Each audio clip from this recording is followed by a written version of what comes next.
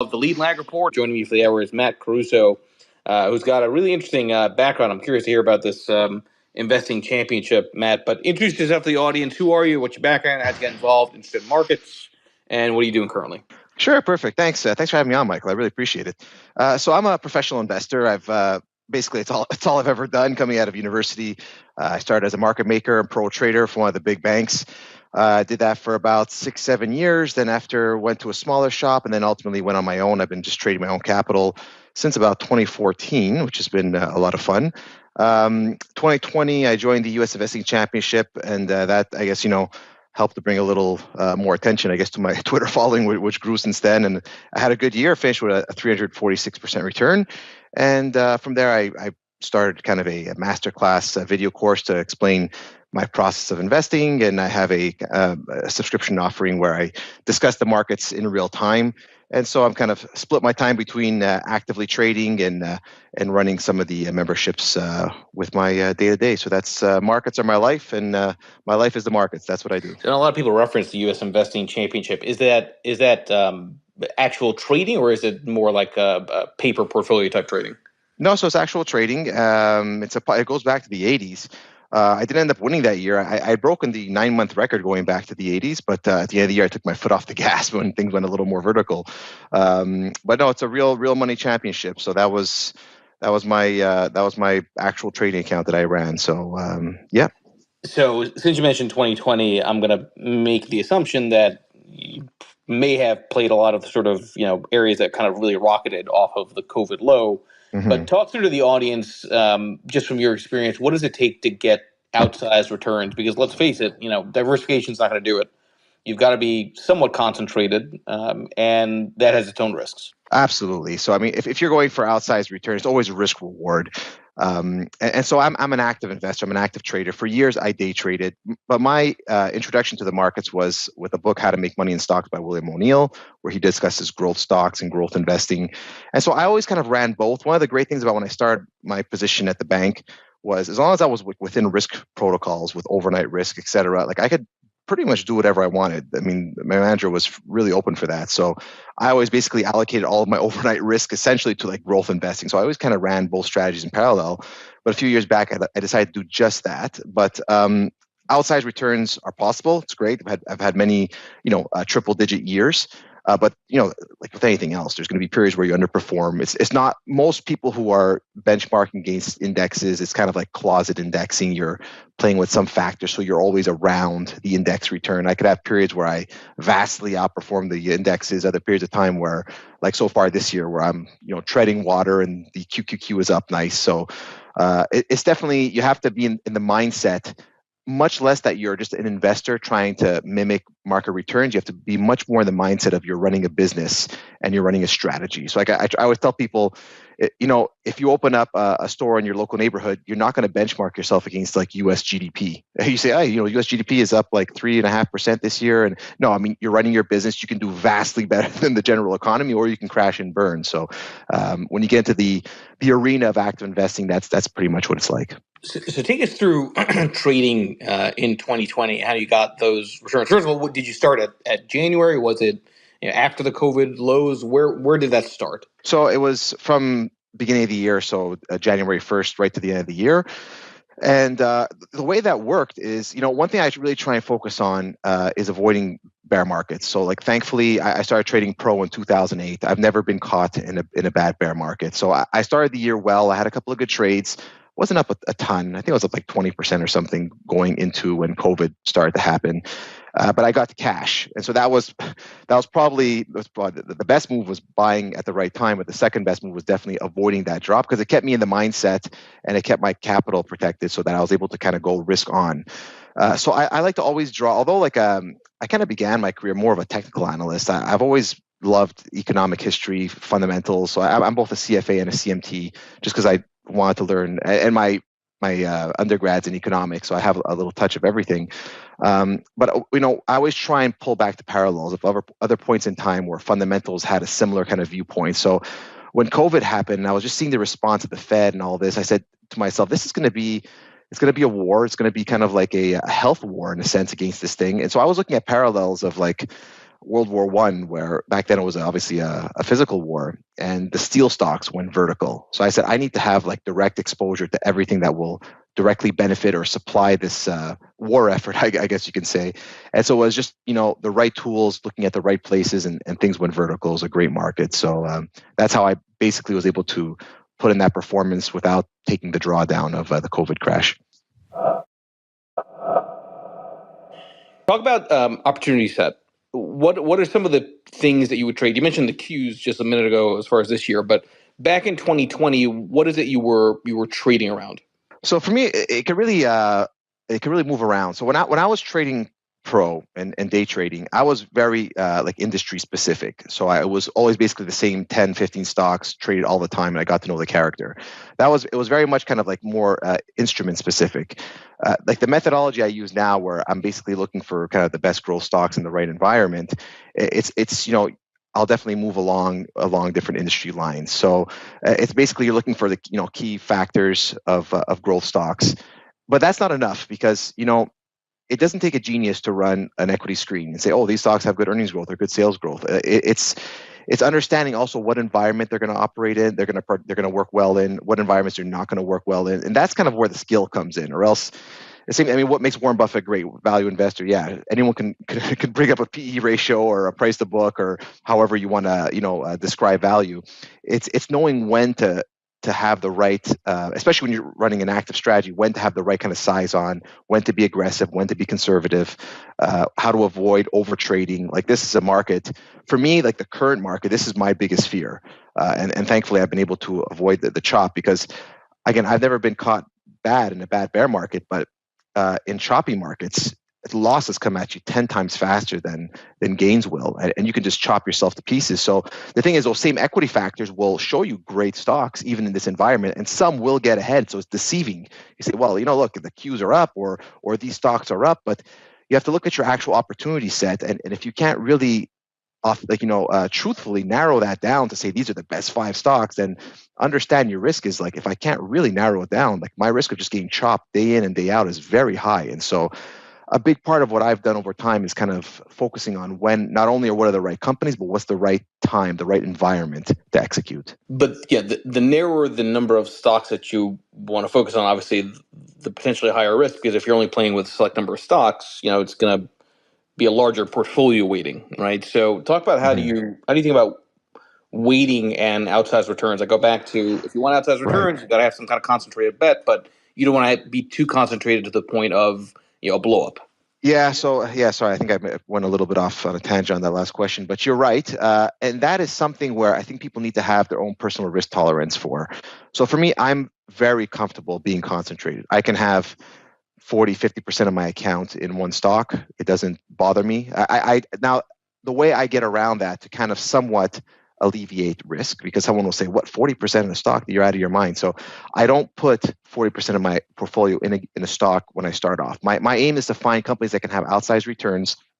I always begin with a similar exposure, about 10% of equity. Again, I'm a more aggressive investor. People can dial that down. So I'll begin with 10% of equity, but I have many tools to help me kind of add to that as the stock is advancing. So if I believe this is a stock that could be a major winner, double, triple, whatever, I'll start. If this thing moves up 7, 8, 9, 10%, I'll look to add more if I have different signals that will trigger. And so with time, by the time I get to a 40 or 50% concentration, I probably already have a 20 or 30% profit cushion. So the way my mindset works, and this is, I guess, a mindset thing, is I always want to protect my starting capital. So I have X amount of dollars. I want to make sure I don't grind that down. So if I'm making money, for me, it's kind of like, in a sense, like this is money I can use to, this is more like a risk capital. So now I have this open profit, this working well, I have this extra risk capital. I can use that to further concentrate my position. And when it works well, it works amazing. I mean, all of my years where I've had triple digit returns is because I was bang on a theme at the right time. I got properly exposed and the returns were big. If you're going to have a diversified portfolio, you can also have great returns, but you're diluting, right? I mean, there's only so many Apple. If you look back historically, there's only so many great stocks in each cycle, and you want to get as much money as you can in those stocks. So how much risk you're willing to take is a question you have to ask yourself. But also, you don't have to put that risk on all at once. I mean, people often think it's an all or nothing game. I mean, you can take as much time as you want to put on that risk. You can wait for some profit to develop so you're protecting your starting capital. And that's my methodology for building concentration in what I feel is safe. I mean, I've never been knocked out because of concentration, fortunately. I'm glad you mentioned that point about cycles. I use that line many times, that there are no gurus, only cycles. And if you've got a particular personality or approach to markets, you can't chase the cycle. The cycle kind of has to come to you. Personally, I always have an intellectual issue with the idea that you can keep on adjusting to the current environment, because that assumes you can have a perfect strategy, which you and I both know is not possible, right? So let's talk about the current cycle for a bit here. To your point, there's been a hell of a lot of chop, especially in the large cap averages, but there's been also, I'd argue, a lot of weakness beneath the surface. Percentage of stocks in the NASDAQ trading above their respective 200 moving average is like 30%. Small caps look awful.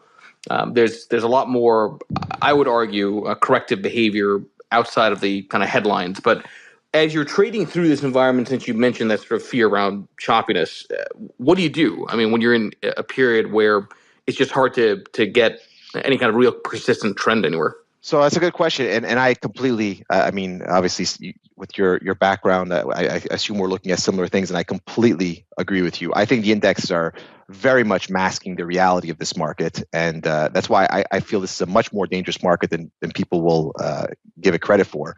I mean, yeah, if I had Nvidia and that was my only position, I'm doing great, but a lot of other stuff has not been doing as great, that's for sure.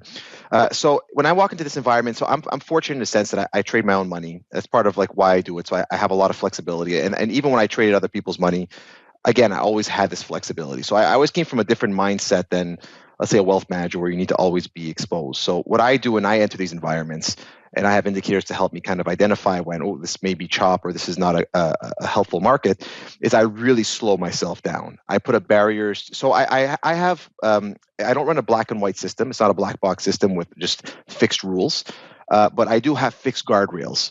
So I basically built up different rules where I say, the important thing is to not blow up. If you can avoid blowing up, you'll always make back periods of underperformance when things are good. So it's just the aim is to not blow up. So I can put on these different layers to slow myself to taking on more exposure. So if certain rules don't trigger, I limit the maximum amount of exposure to the equity markets of my account. So right now, because I look a lot at number of new highs versus new lows, which has been very weak, because as you mentioned, under the surface, more stocks are actually breaking down than breaking up.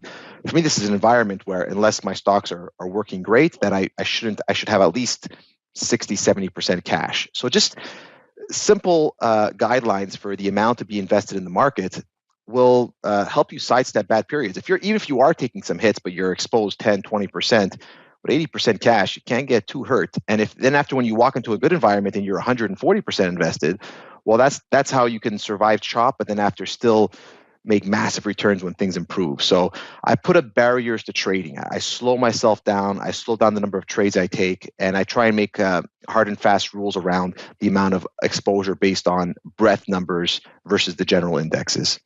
So I'm always skeptical myself around the idea that anybody can be a consistently good short seller, just because of kind of the odds are against you in terms of the number of days the market tends to go higher than not. Do you find it as a professional trader that it's easier to identify long positions versus short positions? Absolutely, and I think it's even beyond just statistics. I feel the whole market is built for things to go up. I mean, if you look at the Fed has a 2% inflation goal. I know it says price stability, but price stability is zero. But they tag it at 2, and so if it's 2.25 or 2.5, it's even a bit more. So if you have every year, if you think you have 2% inflation, add hopefully 2% productivity, you have a 4% upside bias every year that you need to have to sidestep. So I think trying to focus on short selling is very difficult. When it works in very small windows of opportunity.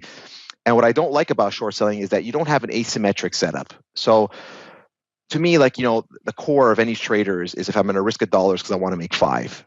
And when you're playing long, that's it's much more likely to have that kind of a setup, because if you're shorting, the most you can return is 100 unless you're employing leverage, and leverage has its own risks. So I've always been a long side trader. It just works better with my psychology. My first year trading pro was 2008 in the financial crisis. And I traded long throughout all of that, and I made money. I just adjusted the levels at which I would decide to buy something and sidestep like really uncertain periods.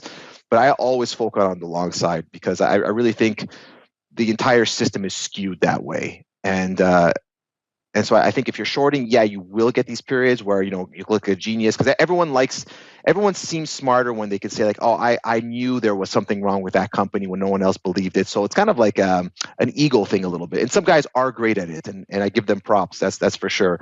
But I think the easier money, and I want to make money, but I want to make it as easily as possible, is definitely through the long side. There's this impression, I think, on FinTwit that these accounts that have large followings of supposedly good traders, great traders, they're literally in front of the screen every second of the day, right? And they're tweeting on the second screen as they're watching markets. How focused are you in terms of just intraday movement versus kind of more daily swing? I always just find it kind of interesting that people will say they don't want to get distracted during the trading day when they aren't really day trading. Well, so for me, I kind of built a habit. I remember when I first started on the trading desk, the guys that I was trading with were guys that were from the floor. So up here, the floor closed a little bit earlier. So they were all screen guys now. And for me, that was kind of new. When I got there, because it was day trading, it was market making, people did not leave their desk from 9:30 to 4. So at first I was like, whoa, this is really intense. I mean, like it was really nonstop. So I built the habit to really watch the markets all day. Even though now when I put positions on, I'm not really paying attention to intraday charts. People always ask me like, oh, but you check intraday to time your things a little bit better. Not really, because I'm not looking to trade a 5-minute chart. I decided not to day trade anymore, so I don't do that. But I tend to always be connected with the market throughout the day. As I've shifted strategies over time and I focus on longer term perspectives, I don't watch it all day. But that's by design. I mean, not that I don't watch it all day, but I don't sit fixated looking at the quotes necessarily all day. But I'll always check in at least every 15, 20 minutes so I can get that pulse of the market. I think what is helpful about if you can watch it all day, or at least definitely within regular intervals, is you keep a healthy feel for the market. So that's why typically, unless I'm really uncertain or it's a really bad market, I tend to always have at least some exposure to the market because it gives me that feel.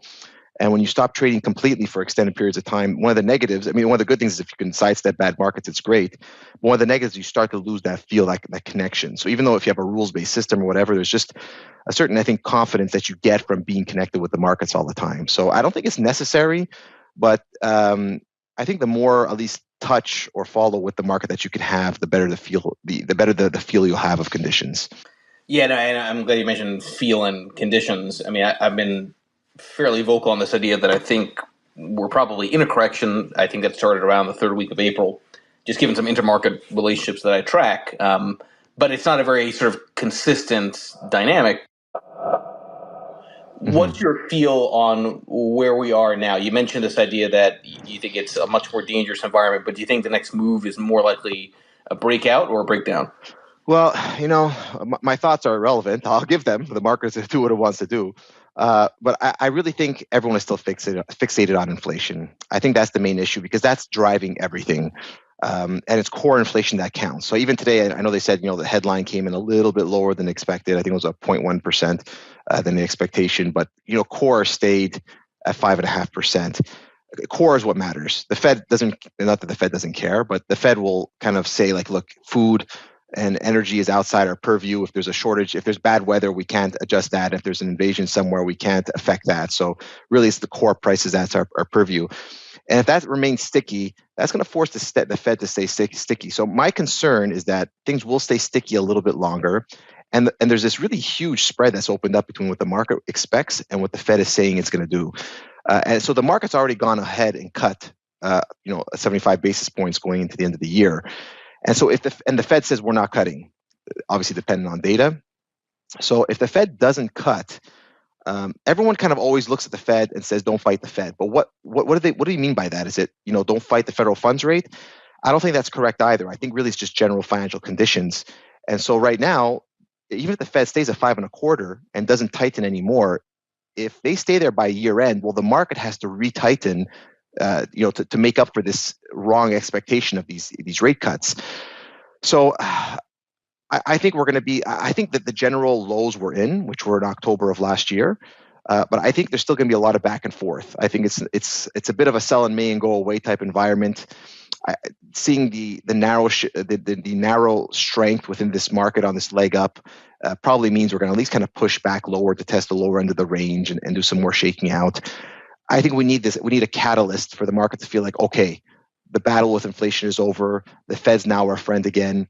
I don't think we're there yet. I mean, core stayed sticky again. You need to see core break down, or else if core doesn't break down, the Fed stays where it is.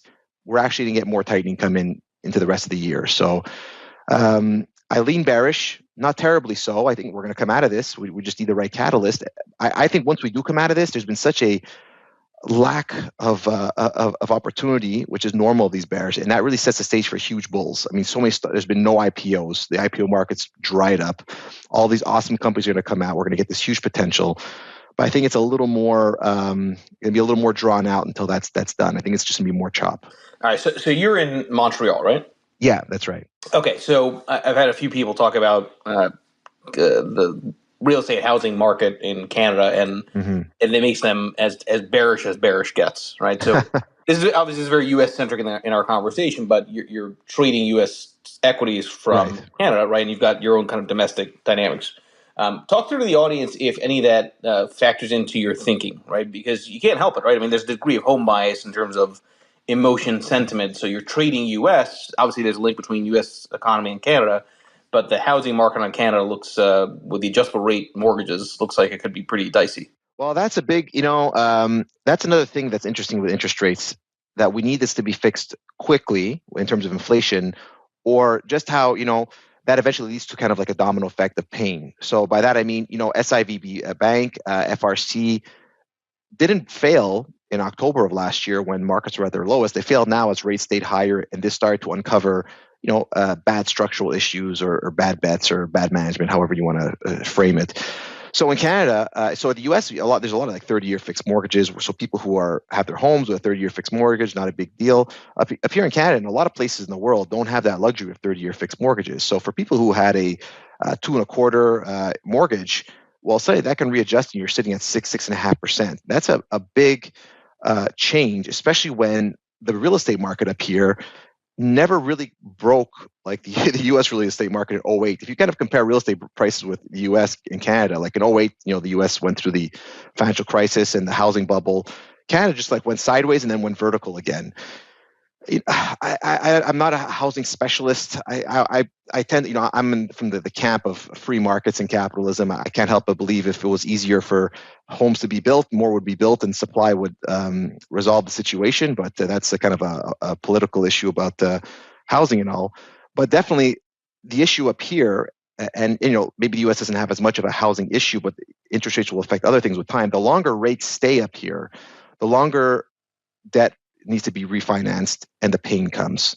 So whether that's, car leases in the States, houses in Canada, debt for companies, the longer we stay here, the more pain is going to build. And that sets up the possibility of a vicious downward cycle.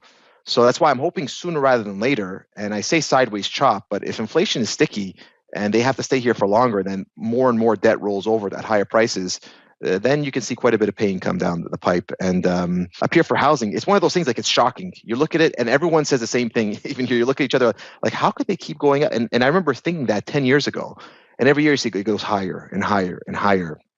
And I see the stats. I mean, I know what family incomes are. I mean, it's released like anywhere else. And I don't know how the numbers work, but I feel like eventually it'll be an issue, but it's one of those things that just seems to be always pushed aside. Maybe this will be the straw that breaks the camel's back. I'm not sure, but it's a worry for a country that has so much concentration in that industry, and it's much more concentrated here in housing in general and ancillary services than the U.S. was.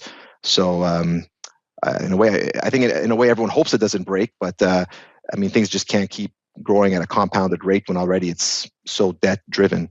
But if you see the sort of all that, I guess the sort of question is, does that impact your way of looking at U.S. equities, or are you able to fully separate out the two?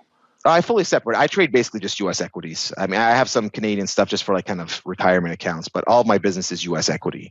The reason is because especially that I trade growth, there because there's more of a broad range of industries and sectors and companies, it just makes more sense to focus on the U.S. for that reason. It's more dynamic. So I mean, the local economy doesn't really impact me. I think that's one of the beauties of financial markets is you can be anywhere in the world and trade anywhere in the world, and it gives everyone just this amazing flexibility. So for me, it doesn't. I totally separate myself psychologically from any kind of domestic housing issues. So I think you're maybe a little bit more ambitious than me getting the CMT with the CFA charter. I got mine. I got mine in literally in 2008, so it didn't even matter. I remember back then there were these stories around how Goldman getting all these resumes in early 2009 would have the stack of resumes, and they would just automatically throw out the top half because their theory was they don't want anybody unlucky, right? That they hire, right? So yeah, the CFA didn't matter. CFA chart didn't matter back then. You could argue it matters more now, just from a profession standpoint. But as you trade your own account, as you think about markets, I'm curious if you were to pit two against each other, which do you find is more relevant to what you're doing, the CFA charter or the CMT charter? So if I had to be an active investor, definitely the CMT charter would be more important to me. I think for someone who's active in the markets, it's very much risk reward driven. It's very much about, first of all, limiting your risk. That's what charts give you. I mean, people, it's always the argument, are charts predictive? You know, you don't have to have something to be very predictive if at least it helps you like control your risk. That's the way I kind of approach markets. So I don't necessarily use technical analysis to kind of predict what's going to happen next. It helps me to set up like a this or then type of thought process. So I see a setup and what I think is bullish, and if it fails, I know quickly that I'm wrong and I can exit. So for me, it's just a great way to set up a good risk reward dynamic. It's harder to do that with fundamentals. They're slower moving. It helps for big picture. So if I had to pick one, if you said, Matt, you could only use charts or can only use fundamentals, I would choose charts. I mean, for the longest time, when I was day trading and making markets, I mean, I would trade stocks with symbols I didn't know what the company was early on. Now I'm much more thorough than that, but and I always made money trading. So I think the price action is the most important thing, especially if you're an active investor. Yeah, I don't disagree. I mean, I think the thing with this stuff is, it's never clear how much you can argue actually betters one's performance, right? So it's like that old joke, right? It's like, what do you call the person that graduated last from medical school? Doctor, right? Like it doesn't, but it does, I think, indicate that one is obviously serious about the profession and knowledgeable, at least in terms of, basic, things when it comes to trading. Do you find that when you look at social media, since you mentioned that you blew up on Twitter, post 2020, do you find that the Twitter community, the FinTwit community, is more educated than the average trader, or maybe more misinformed? I find retail investors today vastly more educated than they were in the past. I mean, I don't know when you first got into markets, but I mean, like I had to go to the bookstore, and I remember buying Edwards and McGee, technical analysis of stock trends, for it was like $150 because the price you saw at the bookstore is what you paid, which now is like ludicrous for like learning how to draw trend lines and see what a head and shoulders is. So I think people are far more knowledgeable, but the negative of FinTwit is it builds FOMO. And so there's different stages to the learning curve to be a successful investor. One is getting the knowledge. The second is building the self-confidence and the consistency and the discipline, which is an individual thing. Then you start to realize at a certain point, too much knowledge is a bad thing. So, I mean, like the CMT and the CFA, like people ask me, will it make me a better trader? Yes and no. It'll give you information. I use like a minute fraction of what I learned from the CMT in my day-to-day technical analysis. I mean, I'm glad I understand it all because I have a passion for this, but so FinTwit, then you have to learn how to block out the noise because, one guy has one opinion because he's looking at one time frame with one type of strategy. Someone has a completely different thing. So if you're not, if you don't have a strong mindset, then it'll start to make you doubt yourself. And once your confidence is crushed in this business, you can't trade. It's kind of like Top Gun.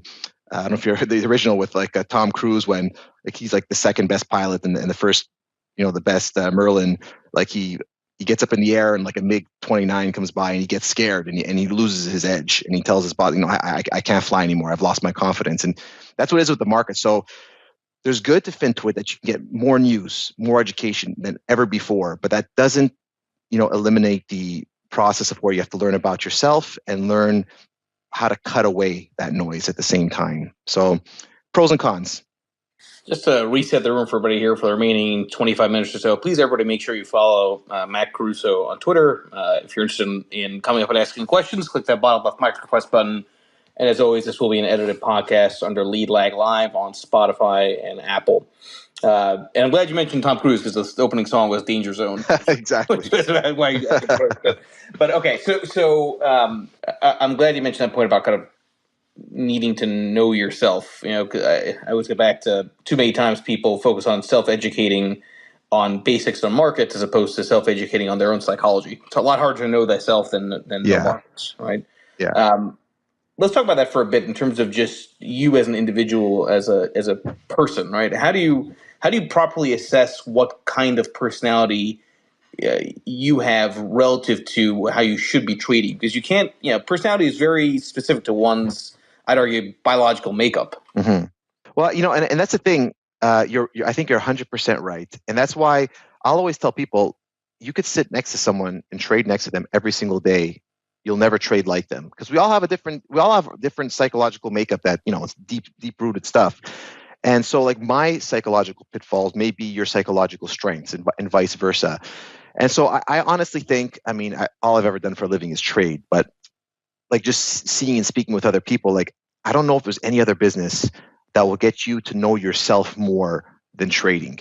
Like if there's any weakness in your psychology anywhere, or if there's any weakness in your trading strategy, as you eventually go through a market cycle, it'll be exposed. Like if you're too aggressive, it'll work great in a bull market. In a bear market, you'll get killed. If you're too impatient, maybe that may help you in certain environments where you're in and out quicker. Then after, you'll miss great opportunity, or so like you really need to learn yourself. And I feel like that's something that you kind of grow over time and you keep learning. So if you look at Reminiscences of a Stock Operator, the classic about Jesse Livermore, that's that story.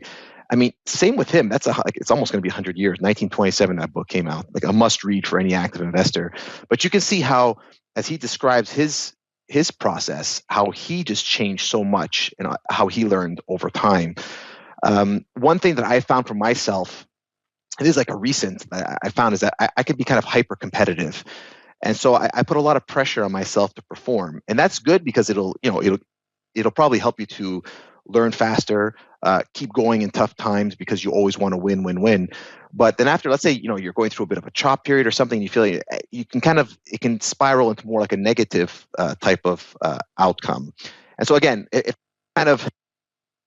there's any kind of negative elements to your psychology whatsoever, it will come out. And so recently, I'm a big fan of Ray Dalio. I think the guy's a genius. And I was watching some YouTube videos, and he was talking about how he meditates. And so I always try and learn from greats.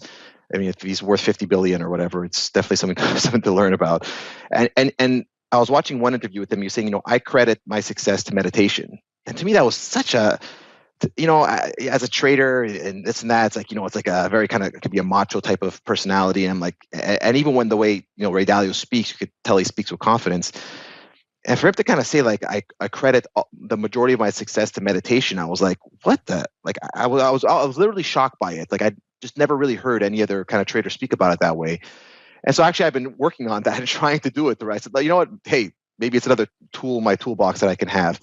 And I found that it has, like he says, it brings an equanimity. It allows you to kind of see things from a more neutral perspective. And so I think my hyper competitiveness, which can sometimes lead to like frustration and maybe negativity, because you're just like, why am I not? What's not working? I think being able to keep that easy mindset is a big plus. I think overall, you need to maintain that neutrality. Like you want to always be optimistic, but you can't be too excited. You can't be too pessimistic.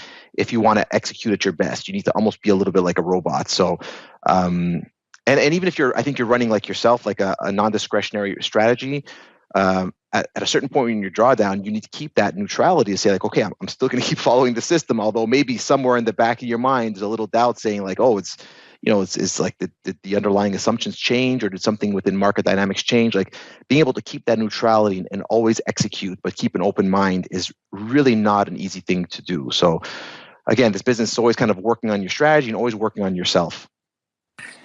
Yeah, listen, all throughout last year, I was continuously saying this environment was hell. Mm-hmm. Right back then in 2020, and I was saying that because I could see that.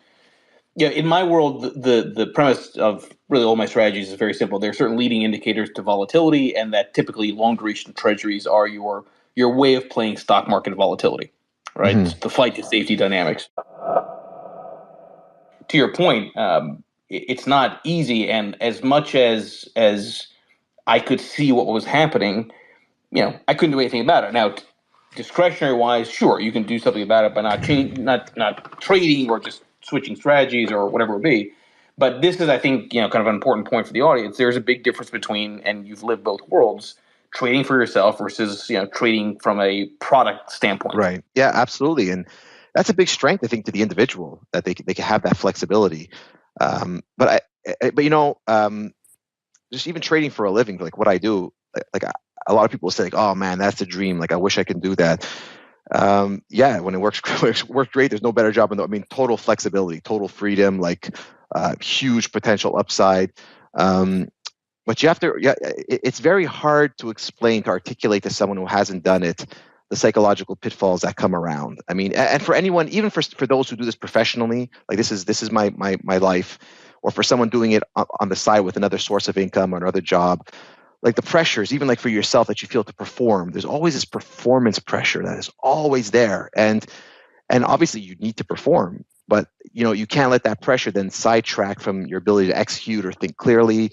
And this is why I think there's so many times you'll hear like it's a never ending story of like, wow, look at this great trader, then boom, he blew up and now he's washed out. And the natural thing is like, how the heck could that happen? And I really think it's like a vicious psychological downturn that someone takes that can't quite get themselves out of it.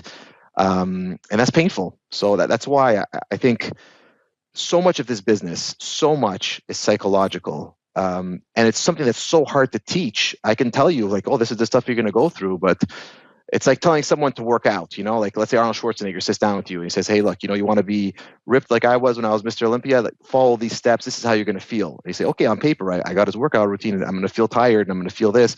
Like go through that, step through that every day. And it's a different type of thing. So the psychology in this business is just a key part. Yeah, absolutely. Let's talk about just from a execution perspective for you.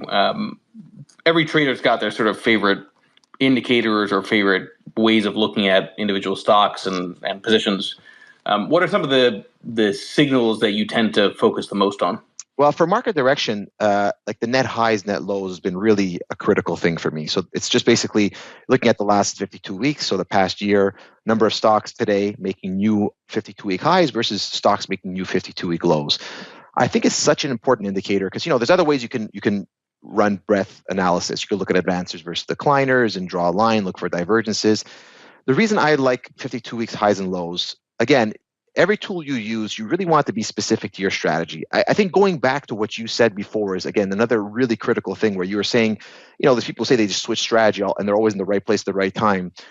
I don't think that's possible. I mean, I ran multiple strategies, and the reason I just do one now is because, like, if you want to be great at something, you got to put your full effort. And so I noticed that, wherever I put most of my effort, I had the best return. So this is what I want to do. And most legends run one strategy. I never heard of like legends running 10 strategies at once. But the net highs and net lows, the reason I think it's so great for growth investing is to make a new 52-week high. It's an important event. So the advanced decline line maybe is good for general market analysis to see how things are trending. But, an advance or a decline is not a significant event. Any day you're up or down. It's not just any day you're making a new 52-week high. For the stock to be at a 52-week high, there had to be a collective group of investors saying, look, we like the stock so much, we're willing to pay a higher price now than anyone has paid over the past year, which is a more significant event. So if you're in a bull market with broad participation and you want to find these stocks that are having the outsized moves, in general, you want to see investors as a group willing to pay more than they have a year ago. So what's been so kind of odd about this market as we're kind of been moving up here in 2023 is we've had net lows the entire time. So despite indexes trying to climb, you have more stocks constantly breaking down to new 52-week lows. So there's actually more distribution. So for me, this has just been a great tool for me to kind of look past the trend of prices as an index, because indexes are, market cap weighted, can be very deceiving. And even looking past the direction of advancers, decliners, but looking at where is the actual period, like the real progress in terms of stocks breaking to the upside and breaking to the downside. So seeing this environment where more stocks are breaking down, if you look at every good uptrend in I don't know, go as far back as you want, good uptrend where there's broad participation, where it's a risk on, where people are looking for speculative investments that are going to go up 50, 60, 80, 100, 200% and more. It's with the backdrop of more stocks breaking to the upside because you have a healthy general environment. So for me, that tool, that it's such a simple tool. And again, all like the CMT, going back to the CMT, you can learn a million tools, but I think it's kind of like, a soldier, you want to know your tools very well before you go into battle, so you can really understand how they're going to function, how they're going to operate, and it gives you better insight. So for me, that's been a really important tool. It's helped me to avoid so much chop this year, and it's helped me to avoid the bear market of last year. And to your point, there's tons of tools that look great, but don't really cut, right, for lack of a better way of saying it. So how do you identify, aside from just kind of looking at breadth, how do you identify what doesn't work when you're trading an individual security? I mean, listen, when you mentioned Edwards and McGee, I smiled because that was one of the first books I also read. It's from and my father was big on having these kind of old school tomes, so he actually had the original 1948. Oh, wow, nice. It's like old page, tattered the pages.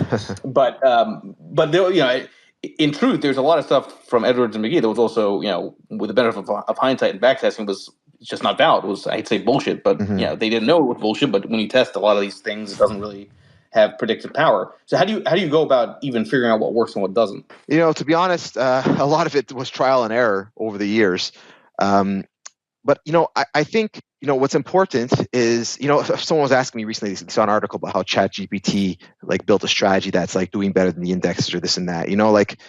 What makes trading difficult is you can't just go back and look at what worked best, because that's data mining. So you're going to have biased answers. So I can pick you the best combination of moving averages last year that, even despite a bad market, would have made you a fortune. Is it going to work this year? No, probably not, because you're just you're data mining and you're not finding true knowledge. In the market, you're much better off with something that's robust, that will work in many different environments. Even if it's not optimal, it's not the best tool in the world. Someone will probably outperform you, but you're not going to blow up, and you're likely to continue to be able to pull money out. So for me, that over time is what's become really important to me. And a big part of that is your own portfolio management skills. So beyond the tools, and if you listen to some of the greats like Stanley Druckenmiller, George Soros, and that Paul Tudor Jones, it's the old thing with Stanley Druckenmiller. You have to know when to go for the jugular, when to go really aggressive. If you're not like closet index and you're just trying to slightly beat an index, you're just looking for outsized returns. Again, everyone's objective is different. Then I think a big part of it even transcends your technical analysis tools or your fundamental analysis tools. Is how do you put the positions on? How do you concentrate? Even position sizing. I mean, mathematically, your strategy will have an optimal position size. If you go bigger than that, you don't end up with more returns. You end up with worse returns, because then after your drawdown, is not made up for by rallies in your equity curve. So a lot of it, I think, you're saying how do you know what doesn't work? It was just kind of over time for myself with the strategy, seeing which tools were most robust, which was a consistent indicator of what I needed it to show me. A lot of study, and then a big part as well was building my strategy for what worked for me. And the portfolio management side of things, I think, is just really critical. That really, so again, it's not about being the best; it's about being the most robust and likely to succeed over time. Talk to the audience about your website, the kind of research that you're putting out. First of all, what got you to want to go beyond just trading to actually trying to educate and put a research service out there? So there's a CMT association, obviously, and there's the Canadian Society for Technical Analysts up here in Canada. So years ago, when I found Edwards and McGee, I was hooked. Like I was obsessed with charting and technical analysis. So I started going to the local chapter meetings, and there's a strong relationship with CSTA and CMT. I ultimately became the president of the CSTA, the Canadian Society of Technical Analysts. And interestingly enough, because I was a president and I was a CMT charter holder, after I had graduated from economics here, I was, I think, 22 years old. I was asked by the school to kind of teach an undergrad class in around technical analysis. So I built I co-created Canada's first technical analysis-based accredited course called How to Build a Profitable Trading System Using Technical Analysis. And so I was trading full time, and I would teach a class once a week at night. And I've always enjoyed teaching. I love markets so much, and so I enjoyed teaching. It was a undergrad finance class.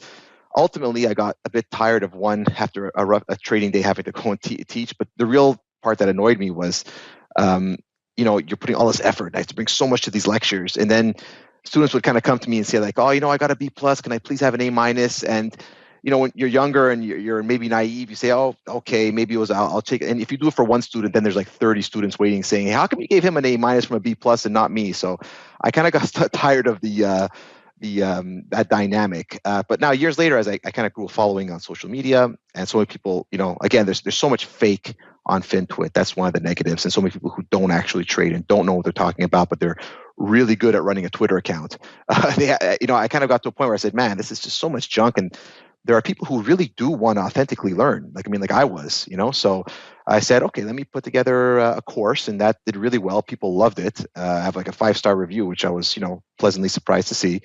And then after kind of a natural thing, people say, I loved your course, but man, like, what are you doing now in the market? So and they wanted me to start kind of like a recurring type of education. So I said, okay, I'll start something where I kind of just speak to what I'm doing in the market each week. So I do a video call twice a week. I do like a daily update. I tie that together with education and what I see in the market, and it really kind of just grew of its own momentum. But I'm happy I started it, and it's kind of even now spearheaded into a large research project that I'm building on. So it's kind of, I've always had an entrepreneurial streak. It's allowed me to kind of grow alongside my passion for markets. Yeah, I would share that mindset. I mean, I've got the research, which is the lead lag report.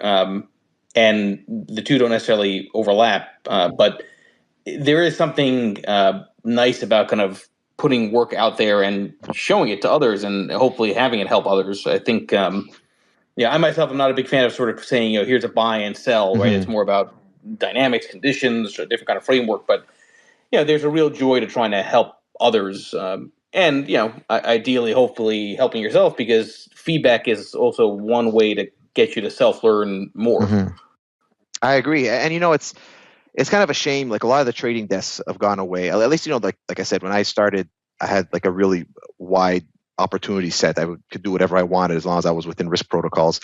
They ended up closing the desk here for like risk reasons. The banks here are not nearly as aggressive as, let's say, the U.S. operations. And so then we had like a small office, a few guys still traded, but then COVID hit, and it's just like, I love trading, but kind of just trading on your own after a while can get a little quiet. So it is nice to still be able to kind of interact with people and communicate. And, that's one of the really nice benefits that I've really enjoyed as well. Matt, aside from Twitter, how else do people find you? I'm on YouTube, Caruso Insights. You can also just search up Matt Caruso. I have a Substack, which I was trying to, write more often before. I've slowed down a little bit with these bad markets, but really Twitter, Substack, and YouTube are the best places to follow me along on my website, Caruso Insights. That's a good place to wrap this Twitter space up, folks. Please make sure you follow Matt. I've got a couple more Twitter spaces today, and hopefully I'll see you all later. Thank you, Matt. Really appreciate it. Yeah, pleasure to be on. Thanks for having me. It's a real pleasure to meet you, Mike. Likewise. Cheers, everybody. Cheers.